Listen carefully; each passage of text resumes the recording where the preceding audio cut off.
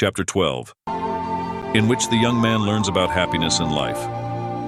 To help and support you, the instant millionaire told his young student, "I'll give you another more general formula. You'll derive enormous benefits from it throughout your life. It will transform you inside and out. In fact, it will enable you to acquire true wealth, which isn't only the acquisition of material possessions. True wealth is much broader than that. Your money formula will allow you to achieve and probably even surpass your financial objectives. But during your search for wealth, never lose sight of the fact that if you lose happiness, you lose everything.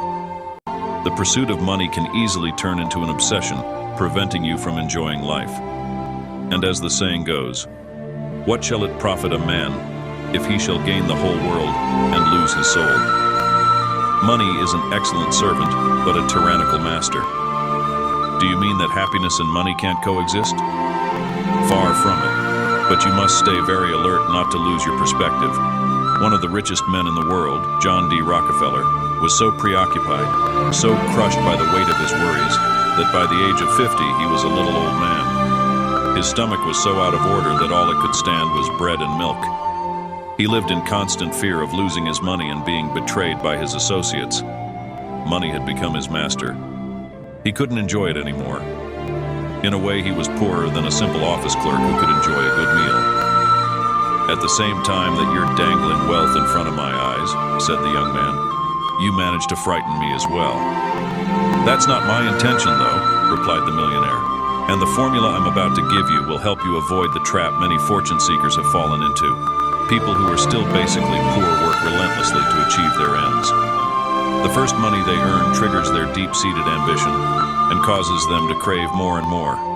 And when they start earning big money, they become afraid of losing it. It is a formula devised by the famous physician Émile Coué for patients in his clinic. Every day, in every way, I'm getting better and better. Repeat this formula aloud 50 times, morning and evening, and as many times as you can during the day. The more often you repeat it, the greater the impact it will have on you. The young man found himself thinking that the man sitting next to him was the first truly happy man he had ever met in his life. Most people want to be happy, said the millionaire, but they don't know what they're looking for. So inevitably they die without ever having found it. Even if they did find it, how would they recognize it? They're exactly like the people searching for wealth. They truly want to be rich, but when you ask them abruptly how much they'd like to earn in a year, most of them are incapable of answering. When you don't know where you're going, you generally get nowhere. This made perfect sense to the young man. It was so disarmingly simple, he wondered why he'd never thought of it before.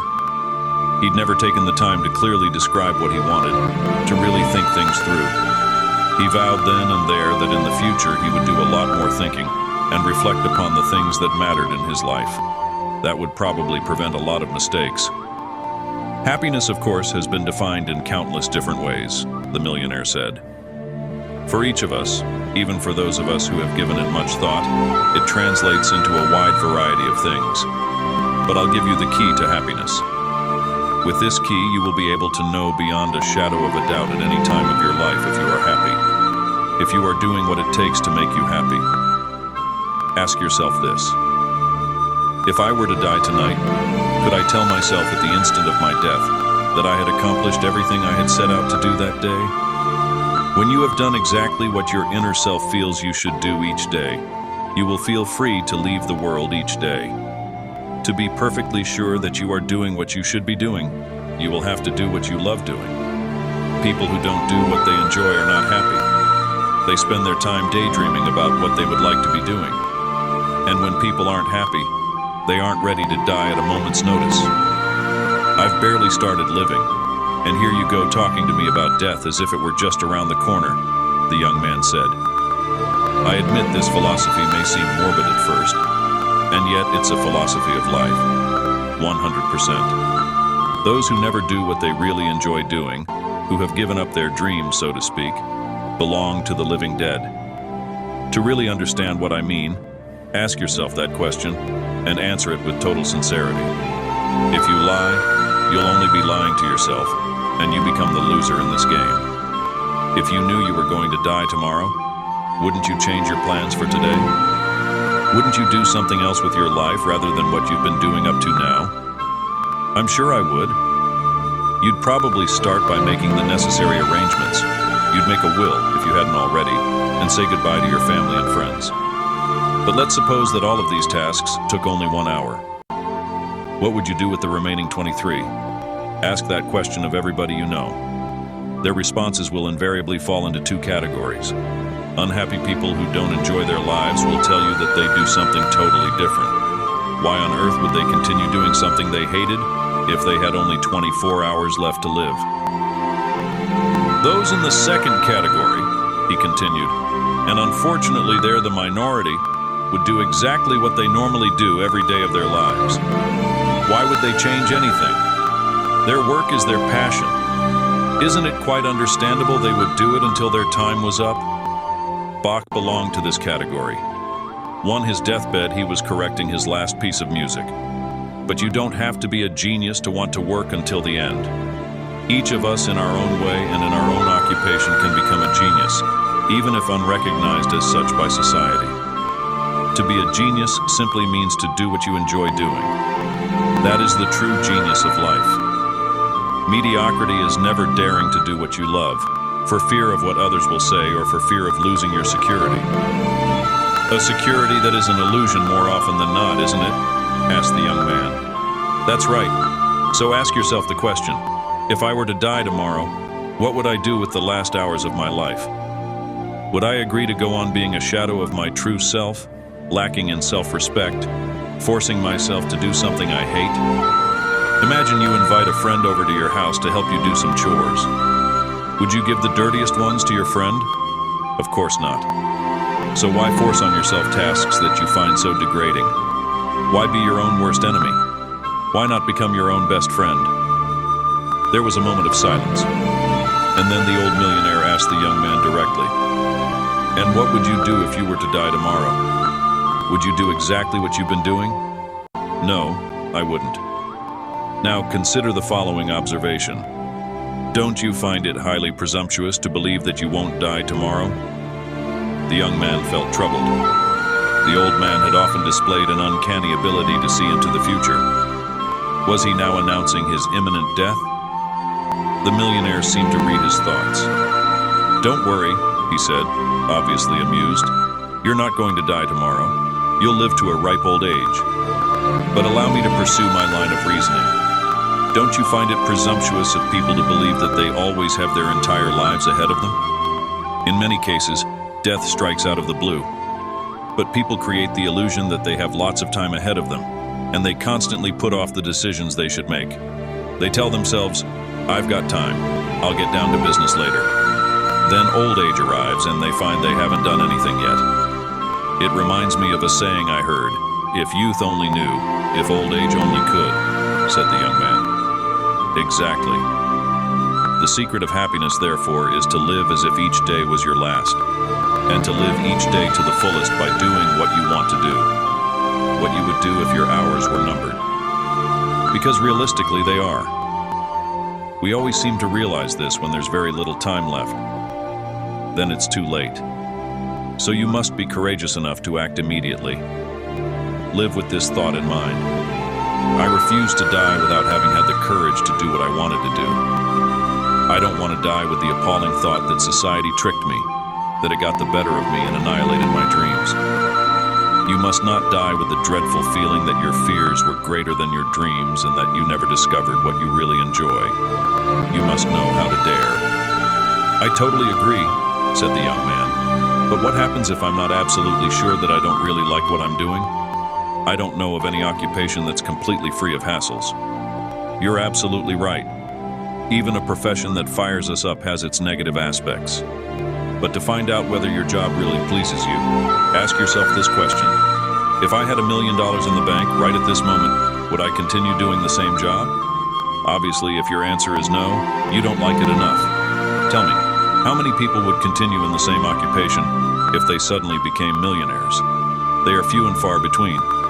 And those who would answer yes to this question are generally already millionaires. Most of the millionaires I know refuse to retire. They go on working very late in life. I'd even go so far as to say that all millionaires, at least all self-made millionaires, made their fortunes precisely because they loved their work. My reasoning has just come full circle, the millionaire said. To become a millionaire, you must enjoy your occupation. Those who stay in a job they hate are doubly penalized. Not only do they despise their work, but worse yet, it doesn't even make them wealthy. In fact, most people spend their lives in this strange paradox. Why? Because they are unaware of the genuine laws of success, and because of fear. They waste their lives and their chances of becoming truly rich by clinging to a type of security that is mediocre at best.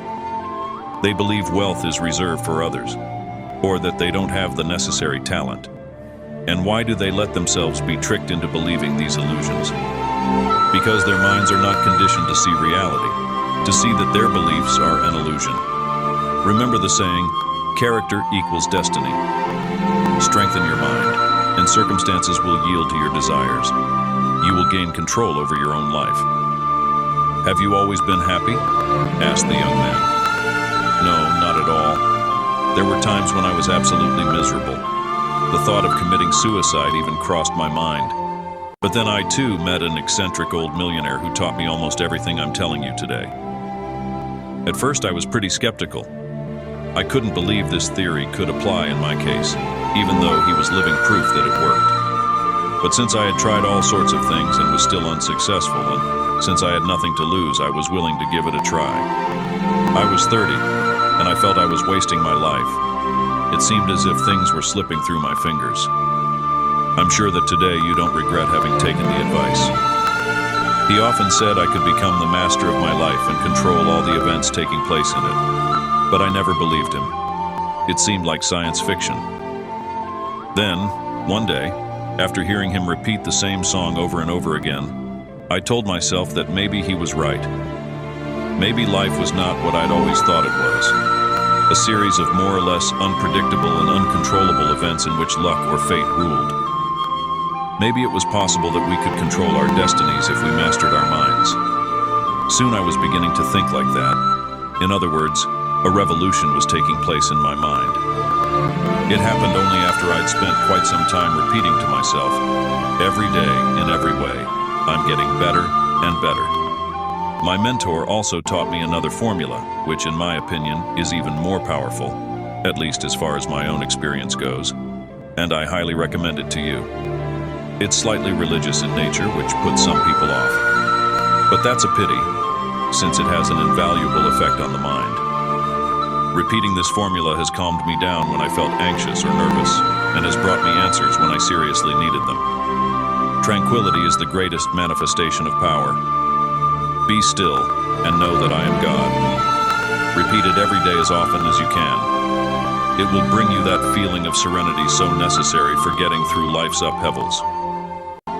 When my mentor decided to reveal it to me, he said that of all the secrets in the world, this one was the most precious. It was his spiritual legacy to me, as it is mine to you.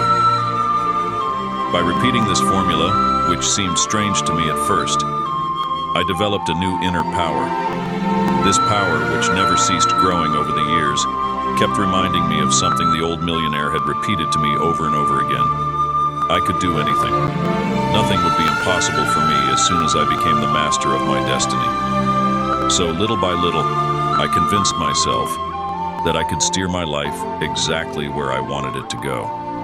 I've continued applying the formula, and I want you to do the same thing.